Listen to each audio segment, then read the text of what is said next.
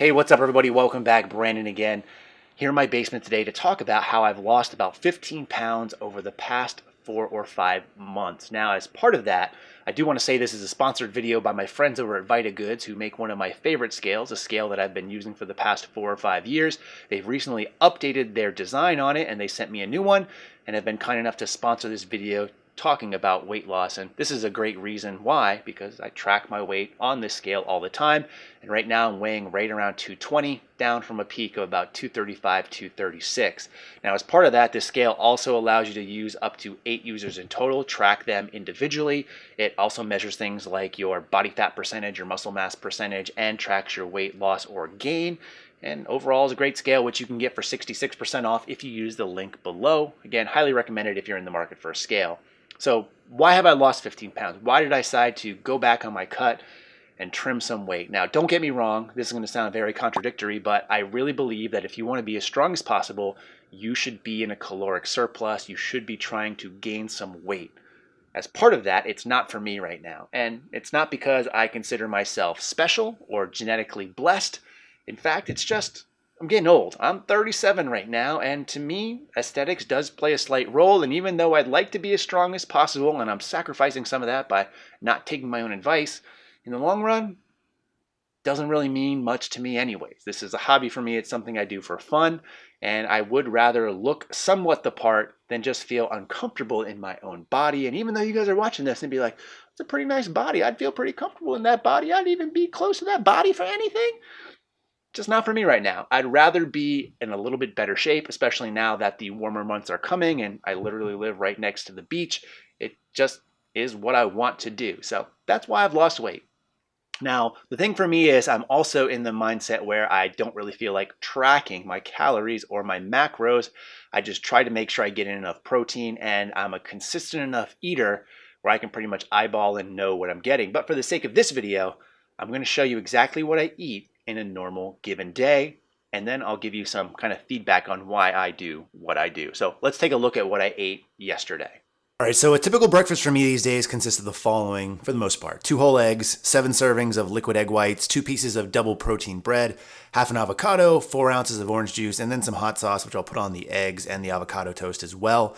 For lunch, again, pretty simple, 4 to 6 ounces of some sort of deli meat, might be turkey, ham, chicken, whatever the case may be. Again, 2 slices of that double protein bread, 1 slice of American cheese. I'll throw some lettuce, maybe banana peppers on there, as well as some spicy mustard. Then also have usually 2 clementines or mandarins, and then 2 cups of chocolate milk, which is typically the low-fat or fat-free variety. Now, for dinner on this particular day, because it changes, I had 6 ounces of 90-10 lean ground beef, 1 serving of couscous, 1.5 servings of these Alexia rosemary French fries. Then I'll also usually add in some barbecue sauce, ketchup, mustard, hot sauce, some kind of flavoring. I will also say on this particular day, I went a little bit light on the calories just because the day previous was Easter Sunday, in which I definitely ate my weight in candy peanut butter eggs. Now, finally, I did also have some whey protein on this particular day, so I had 2 servings of whey, and all together, when we take a look at it, this is the breakdown per meal. So for breakfast was 63 grams of protein, 51 carbs, 26 grams of fat.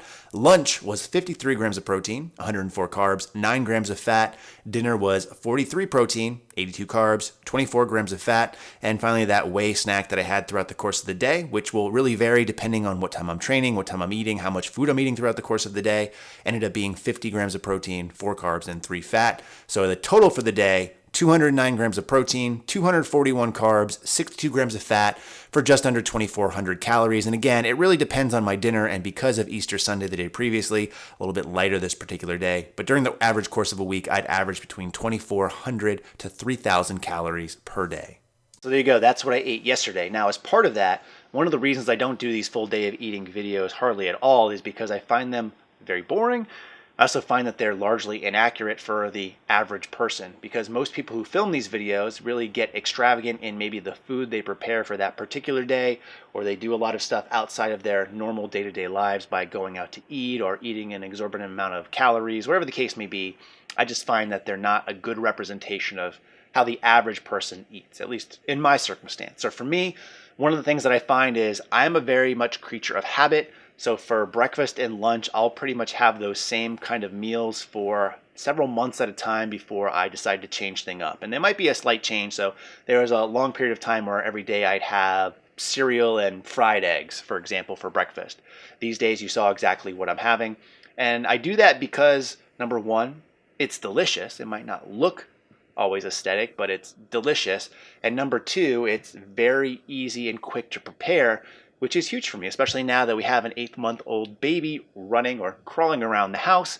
It's just a time saver for me. So that's one of the reasons why I do that for breakfast and lunch. Now for dinner, I typically keep it in the same realm of things where I'll have like a protein serving, usually from some source of meat, even though my wife is a vegetarian. And then I'll also have a carb source, typically some sort of pasta or rice, and then maybe a salad on the side, depending on if my wife's making something and I feel like having it. I don't eat a ton of salads, to be honest. And that's pretty much it during the week. During the weekends, I do whatever I feel like doing, and it's not as consistent. But I'm so consistent during the course of the week where my meals and portion sizes are usually about the same that the weekends typically don't matter much because I don't necessarily go crazy. I don't also limit myself.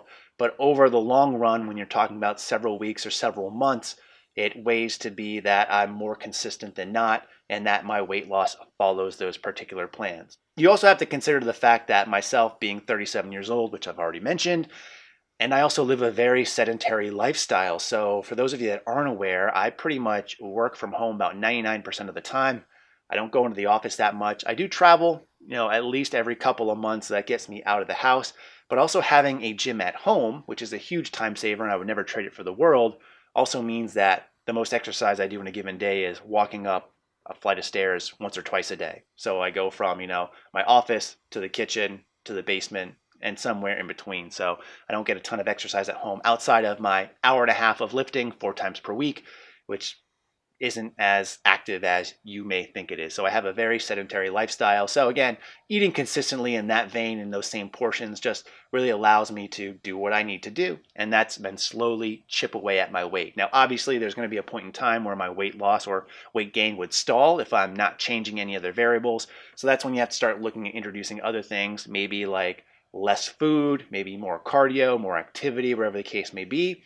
But again, I'm not competing in a physique competition or summer shredding anytime soon, so there's no real reason for me to do that other than using the mirror as a test of if I'm happy with how I look, and using the barbell as a test of if I'm happy with how strong or how weak I am at any given time. So hopefully that makes sense. If you have specific questions about my particular diet or what I'm doing or just advice in general, you can always leave a comment in the comment section below. I'll be sure to get to you. In the meantime, as always, thanks for watching and stay big.